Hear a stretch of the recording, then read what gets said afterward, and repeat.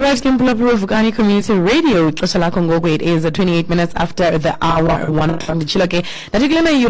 We are going to be in conversation with Uphumelele Msomi, the director of Mawala Holdings, who has won the competition Inyosi Empowerment, and we are just going to commence this conversation, and we are going to be looking at how is it to get to experience such an opportunity, and he's going to be unpacking that for us in just a moment.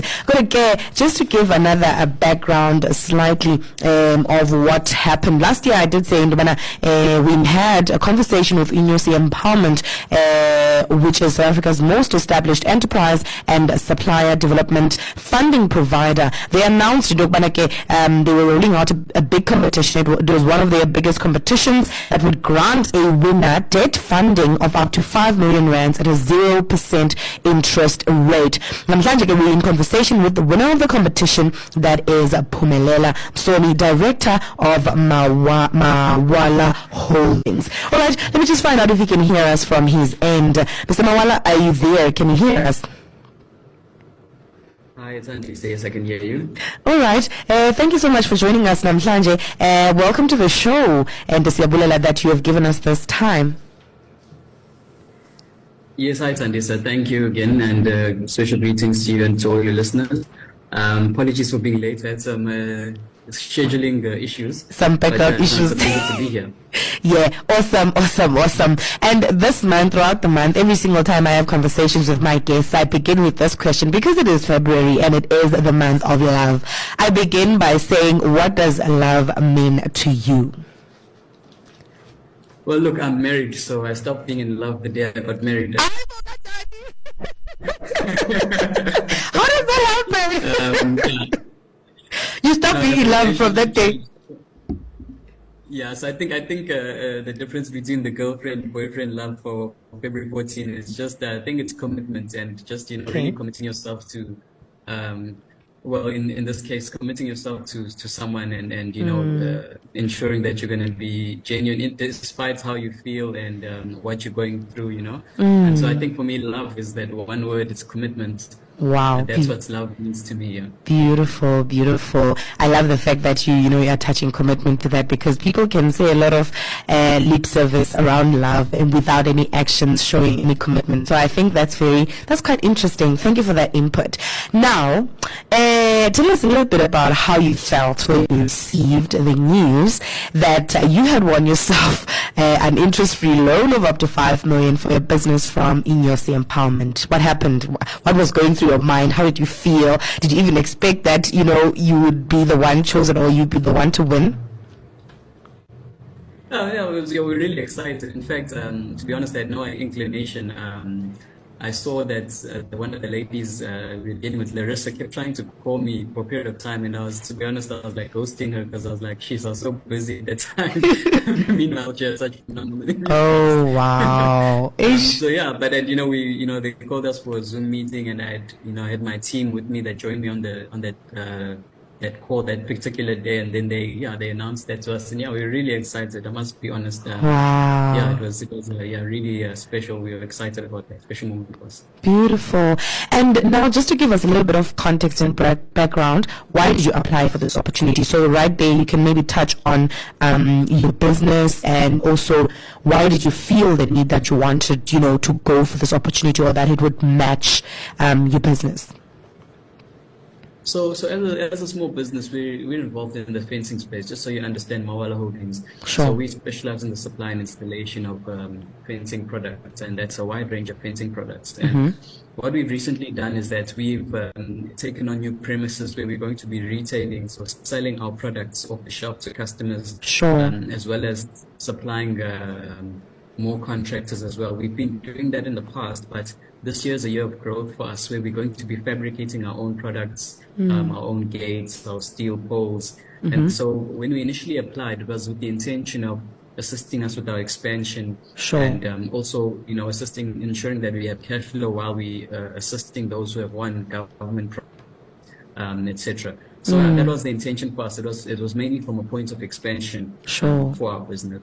Well, when you're talking about, or when you talk to small businesses about opportunities that are available, especially relating to, when you're needing capital or a financial injection into your business, what happens? Small businesses just generally would go for grants. And I think also it's a dream for everyone, really, that, you'd rather get a grant than a loan. But sometimes when you want to grow your business, the grants are not available, the responses take forever, it doesn't match your business planning and your strategy that you're trying to roll out. Now, my question is, as most entrepreneurs are afraid, small businesses are afraid of taking up loans, how is it that, you bypassed this and decided, you know what, I'm going to expand this business, I'm going to do it even if it's through the loan route? Like, how did you bypass that fear?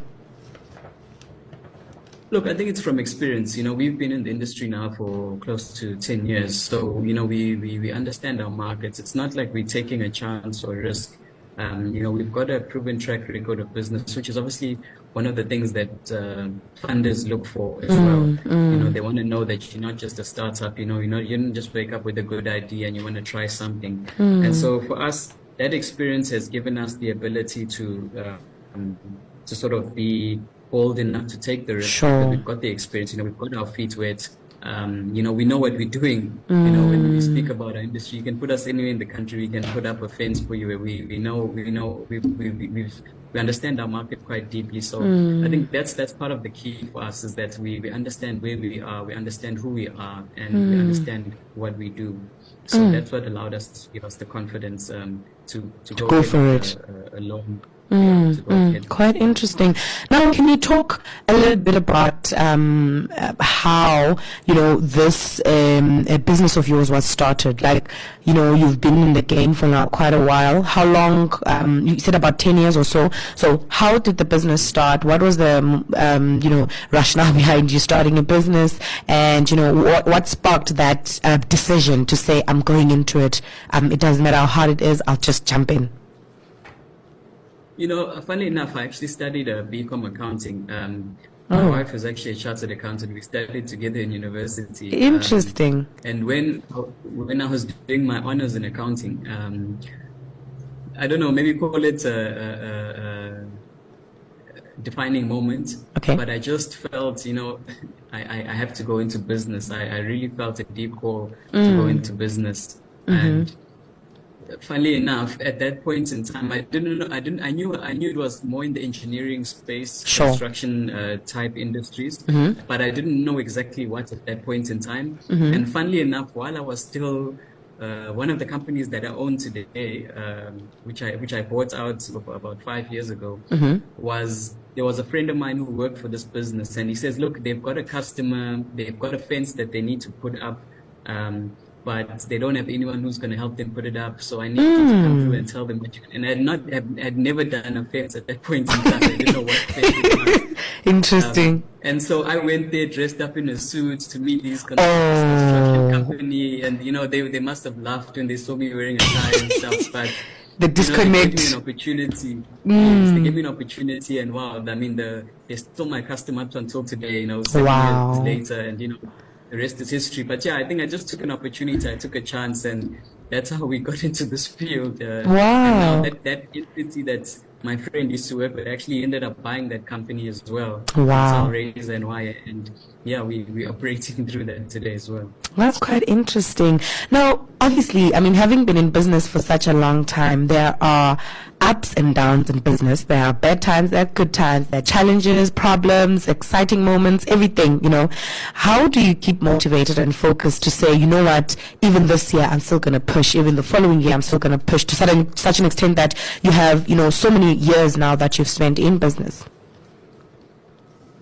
Yeah, look, I think for me, it's part of it is rooted in my own faith. Okay. I'm a Christian. I believe in the Lord Jesus Christ, and part of the grounding of my faith is to know that we know how to persevere, how to patiently endure, and that everything has an appointed time. And so I feel like everything is going to be tough, whether you're in employment or you're going to be in business. It's always going to be tough. But I think it's that ability that what carries you through the difficult times is what makes the difference. And for me, it's been my faith. Keeps you grounded. I trust that things will. world now sees, and that's kept me grounded. And business challenges that we, as you're aware of, that we all face as South Africans. I'm sure you speak to a lot of entrepreneurs. There's a lot of challenges at the moment in business. But yeah, I feel for me personally, that's really kept me going and kept me going strong and wake up every day to go ahead and face the challenges. And if there's a young person or young people are listening in today and who also want to start their businesses, what advice would you give to them so that they may be able to, see their dream, flourish and come into being, come into existence, come into fruition? I think one of the first thing is you have to always look at your motives or why you want to do something. I think right now we live in an Instagram world, Facebook world, where everything is about displaying an image. And unfortunately, you're not going to be a millionaire tomorrow if you start a business. It's very tough.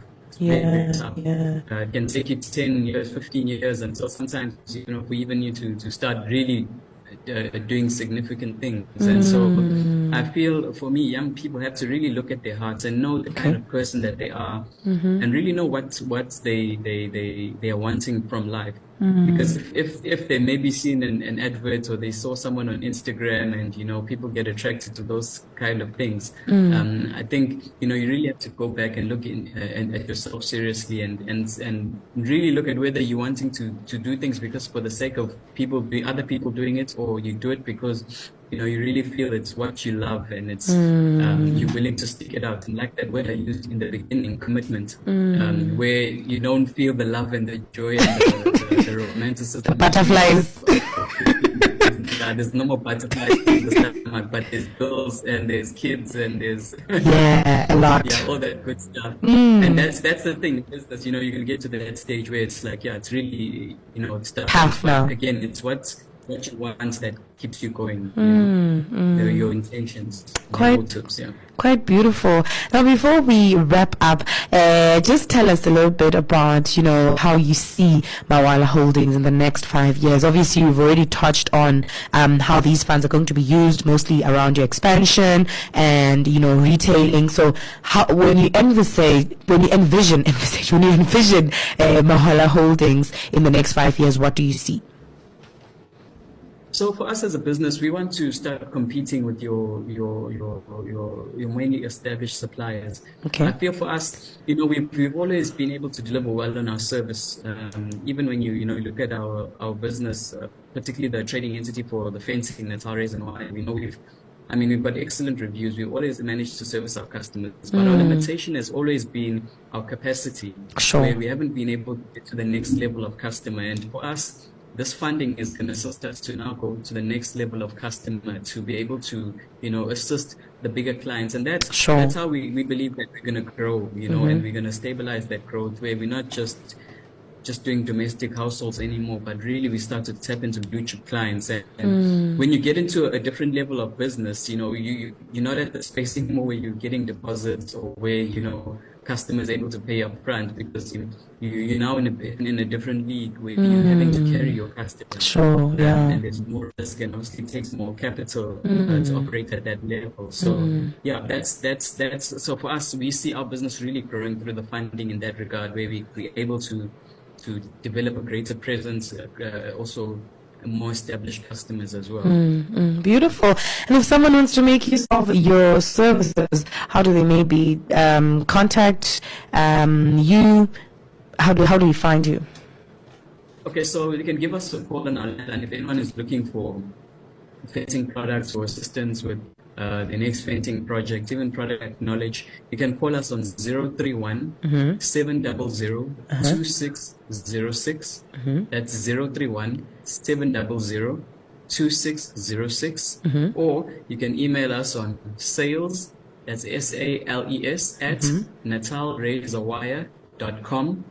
That's sales at natalrazorwire.com. Thank you so much for your time. Awesome. Thank you so much for being here. Inyosi. Sure. Thank you. Take care. All right, can we pull up with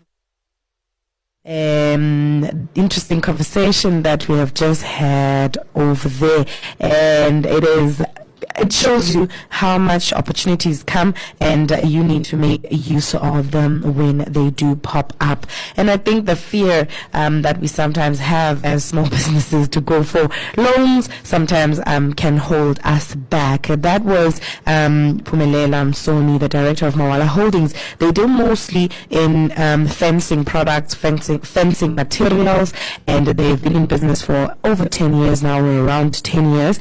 And they've recently won themselves the competition that was done by Inyosi Empowerment last year, where they were looking for an entrepreneur that they could award an interest-free, like a 5 million rands as 0% interest rate loan, where you would get the money, do what you need to do with the money, and then just pay the money back without any interest. And I think really it's going to make sure that, you know, Mawala Holdings grows greatly, because they don't have the burden of having to repay that interest, while they were at that time exactly when they needed advancement or a move to the next level in their business.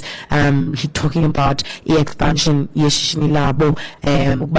so that it's able to service bigger clients. I think it's quite interesting. We actually again, one of the key things that you need to think about as a young person, you want to get into business, is check what your motives are, check your why. He talks more about we get excited by what we see on social media and the trends that are happening, and we see people posting certain things, the displaying of a certain image, and that is what motivates us. And know who you are and what you want out of life, and make sure that when you choose a business, choose something that you can stick to and that you can commit to. If you want to engage with him further, or his business, or want to make use of his business, you can call him on 031 700 2606, so that you can be able to get all the nice stuff that their business that the business offers. Community Radio, Masia in Dengiswing. So